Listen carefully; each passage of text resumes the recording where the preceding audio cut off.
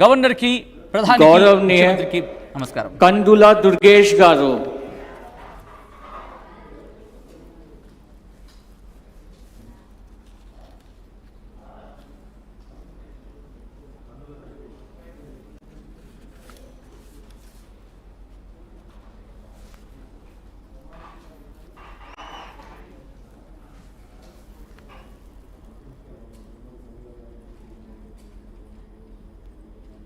నేను కందుల దుర్గేష్ అనే నేను శాసనం ద్వారా నిర్మితమైన భారత రాజ్యాంగం పట్ల నిజమైన విశ్వాసం విధేయత చూపుతానని, భారతదేశ సార్వభౌమాధికారాన్ని సమగ్రతను కాపాడుతానని, ఆంధ్రప్రదేశ్ రాష్ట్ర మంత్రిగా నా కర్తవ్యాలను శ్రద్ధతో అంతఃకరణ శుద్ధితో నిర్వహిస్తానని, భయం కానీ పక్షపాతం కానీ రాగద్వేషాలు కానీ లేకుండా రాజ్యాంగాన్ని శాసనాలను అనుసరించి ప్రజలందరికీ న్యాయం చేకూరుస్తానని దైవ సాక్షిగా ప్రమాణం చేస్తున్నాను.